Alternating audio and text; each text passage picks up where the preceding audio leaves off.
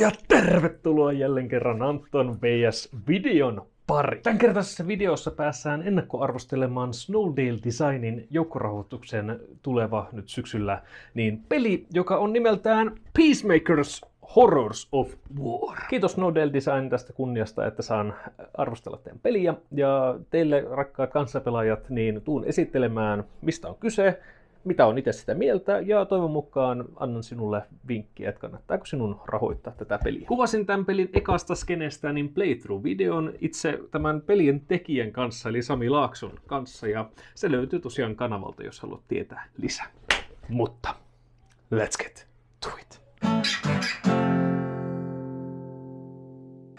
Peacemakers Horrors of War on tietynlainen jatko-osa Dawn of Peacemakersille, mutta periaatteessa sinun ei tarvitse tietää mitään Dawn of Peacemakersissa, jotta voit pelata tätä peliä. Eli idea on saada rauha aikaiseksi kahden tai useamman sotivan tahon välillä.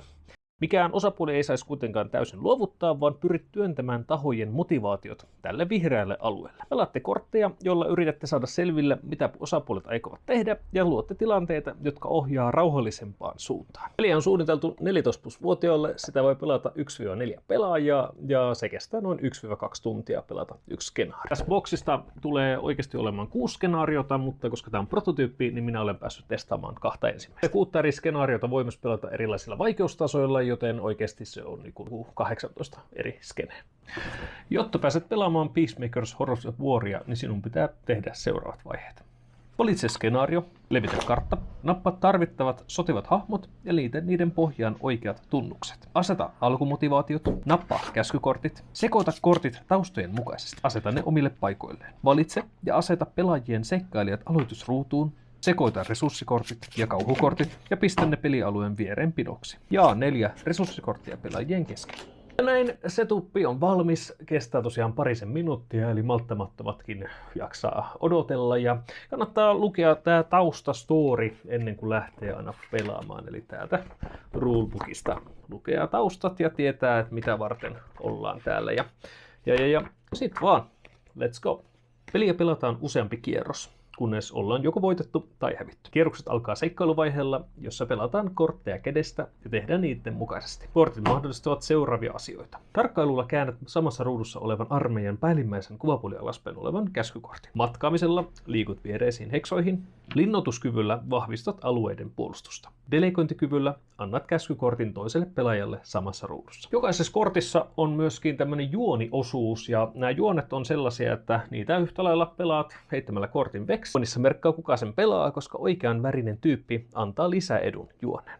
Vuorojärjestystä tässä pelissä ei ole, vaan ajatus on, että vapaassa järjestyksessä porukka pelaa aina kädestään kortin, tekee sen mukaisesti ja sitten sama tyyppi jatkaa tai toinen. Ja ajatus on, että pelataan niin kauan, kunnes kukaan ei halua pelata korttejaan tai kortit loppuvat. Seikkailuvaihe päättyy siihen, että napataan lisää kortteja tuolta pakasta ja niitä otetaan 4 ja jaetaan ne tasaisesti pelaajille. Mikä se tämmönen kortti on? Oot törmännyt tosiaan kauhukorttiin, ja prototyypissä ne kauhukortit on sellaisia ollut, että ne vaikuttaa aina vain yhteen pelaajaan, ja siinä sivussa kerrotaan, että kuka joutuu kokemaan kauheuksia. Kauhut voi olla semmoisia, että ne jollain tavalla heikentää sinun kykyä toimia, ja niistä kyllä pääsee eroon, mutta kauhu on sellainen, että sitä ei koskaan saa pois sieltä omasta resurssipakasta. Että aina kun se resurssipakka sekoitetaan uudestaan, niin kauhukortti joudutaan taas kokemaan uudestaan ja uudestaan ja uudestaan ja uudestaan. Mutta mistä ihmeestä näitä kauhukortteja on sitten oikein tullut tonne pakkaan? Kuoleman kohtaaminen. Pelaajat ei itse voi kuolla tässä pelissä, mutta nämä sotivat ukkelit voi. Ja jos sotilaukkeli kuolee, niin se joutuu tänne hautausmaahan ja laskee motivaatio, joka on ihan jees. Mutta joudutaan ottaa täältä kauhukortti ja laittaa se tuohon pakan päälle nostettavaksi, joka ei ole niin jees. Mutta eiköhän se kauhusta. Nyt seuraavaksi mennään sotavaiheeseen! Sotavaihe on äärimmäisen yksinkertainen.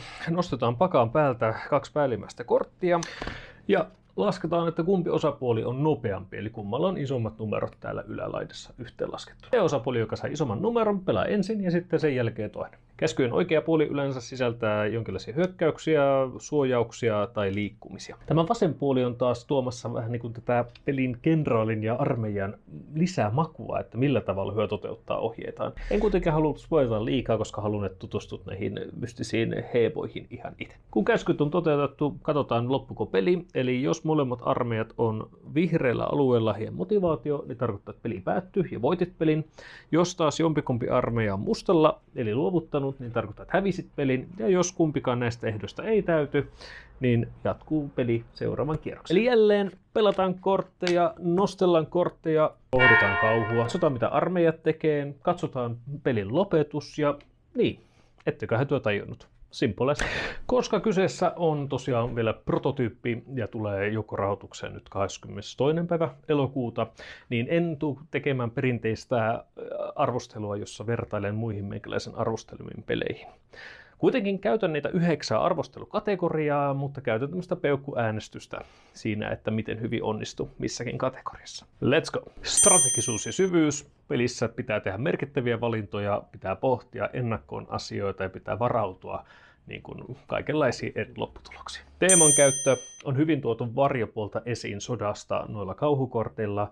Erilaisten osapuolten nämä oudot persoonallisuudet on tuotu noissa käskykorteissa ja myös hahmojen eri vahvuudet tuodaan ilmi noissa resurssikorteissa. Skenaarioiden alkutarinatkin antaa pieniä ja isojakin vinkkejä, että miten kannattaisi pelata, eli tarinaa käytetään osana mekaniikkaa. Ainutlaatuisuus. Jos ei edellistä peliä lasketa, niin en ole törmännyt pelin, joka käsittelee rauhan rakentamista.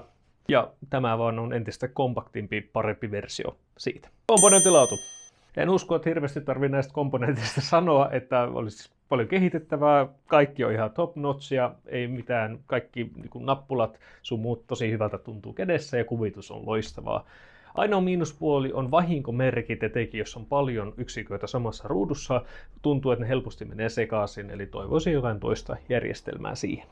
Tuuritekijän hallinta. Pelissä on paljon tuuria, mutta sitä onneksi pystyy hallitsemaan ennakoimisella, katsomalla kortteja, vaihtamalla kortteja, eli tosi paljon pystyy tekemään sen eteen, että ei tapahtuisi jotain juttuja. Etenkin jos pelaa ekaa kertaa, niin pakka on hyvin outo, ei tiedä mitä on tulossa, mutta sitä jo yhden pelikerrankin aikana oppii tuntemaan, että minkälaisia juttuja tapahtuu, ja etenkin seuraavissa pelikerroissa niin helpottuu pelaaminen huomattavasti.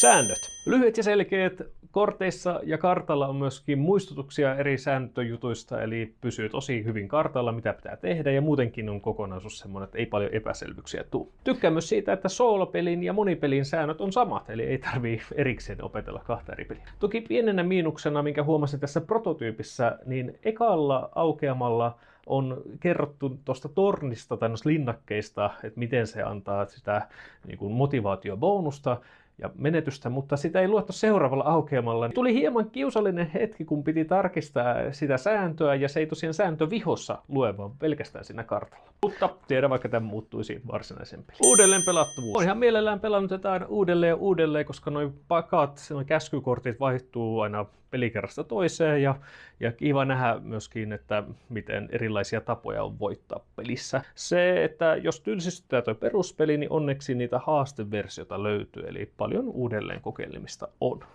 Vuorovaikutus. Annoin tälle puolikkaan peukun sen takia, että tässä on tosi paljon vuorovaikutusta, että jutellaan, keskustellaan, mitä kortteja laitetaan milloinkin ja vaiheitellaanko kortteja ja kaikkea tämmöistä on luvassa, mutta tässä on vaara se, että yksi sanelisi muille, mitä pitäisi tehdä. Tätä onneksi pystyy estämään sillä, että pelataan sillä säännöllä, että kortit pidetään piilossa, mutta se ehkä tuntuu vähän niin kuin keinotekoiselta tavalta hoitaa homma. Hauskuustekijä. Hauskuustekijälle olin antamassa peukkua ylöspäin, mutta ei ihan tullut sitä pistettä iin päälle. Tämä peli on siis hauska. Pelin aikana tulee kokemuksia siitä, että kuumottaa hirveästi, että onnistuuko tämä juttu. Ja sitten on hirveän hieno kokemus se, että kun se onnistuu tai kun se epäonnistuu täysin, niin jää kyllä kerrottavaa tulevillekin sukupolville tästä pelikerrasta. Mutta miksi jäi se piste puuttumaan, niin on se, että tässä lopussa ei ole mitään semmoista niin kuin tarinapätkää, kun on voittanut pelin, eli jää vähän niin kuin ilmoille se voitto, niin toivoisin, että joku tämmöinen niin kuin pieni onnittelujuttu tai joku vastaava olisi siinä lopussa, niin sitten olisi niin kuin täydellinen kokemus tämä, mutta on niin kuin, tämäkin peukku olisi niin kuin 75% niin kuin hauskuuden puolella, mutta laitoin sen kuitenkin tähän puoleen väliin nyt. Ja peukun alaspäin annan. En näköjään millekään. Eli toisin sanottuna peli saa 8 peukkua 9, eli aika hyvä saavutus. Ja tosiaan suosittelen tätä peliä ihan mielellään kaikille testattavaksi. Niille, jotka on pelannut tai omistavat Dawn of Peacemakersin, niin teitä varmaan kiinnostaa tietää, että miten tämä uusi versio eroaa tähän vanhaan. Niin minäpä nyt seuraavaksi nopeasti kootusti kerron teille. Selkeämmät säännöt, parempi insertti, kartat on vihoissa, pelin voi voittaa ilman kuolemaa. Kuolema aiheuttaa kauhua. Ei ole vuorojärjestystä. Nopea setup ja purku. Ei ole pelaaja vs. pelaajamoodia. Ensimmäisen skenaarion jälkeen vaihtelee miljöö. Edelleen hyvä taustatarina, joka linkittyy Dawn of Peacemakersiin. Armeijan nopeudessa käytetään molempia kortteja ja on numeraalinen, eli helpompi tarkistaa. Vähemmän toimintoja vuorolla ja perustuu kortin pelaamiseen. Edelleen sama henki, eli ennakointia ja epävarmuuden sietämistä. Itse henkilökohtaisesti koen, että Peacemakers Horrors of War on ehdottomasti näistä se parempi versio, mutta ne, jotka tykkää Dawn of Peacemakersin luomasta mahdollisuudesta rakentaa ihan omia karttoja ja että on se tosiaan pelaaja vasta pelaaja, niin ymmärrettävästä syystä kyllä varmaan säilyttää tämän version. Mutta sitten kun tämä tulee, niin ehdottomasti minä myyn Dawn of Peacemakersin eteenpäin, eli olepa kartalla tuolla lautapelikirppiksillä, niin olet varmina ostamaan sen halpaan hintaan. Joo, siinä tuli taas arvosteltua peliä ja sukellettua Peacemakersin ihmeellisen maailmaan. Toivottavasti nautit siitä ja kiitos edelleen Samille ja kumppaneille, että Snowdaydin tyypeille, että annoitte arvostelukappaleen. Tämä peli on tosiaan joukkorahoituksessa nyt 22. päivä elokuuta - 21. päivä syyskuuta. Eli jos haluat tukea tätä projektia, haluat saada siitä tämän version heti kun se tulee julki, niin ilman muuta käypä rahoittamassa. Mutta hei, tässä odotellessa niin käy ilman muuta katsomassa minun ja Samin pelailut, kun pelaillaan tätä ykköskeneä läpi ja yritetään tosiaan hard-modella pelata, niin katsotaan miten se onnistuu. Kommentit ja kysymykset tutusti pistä tuonne alas ja hei, saa myös tilata ja tykätäkin, jos siltä tuntuu. Mutta eipä minulla muuta sanottavaa kuin moro!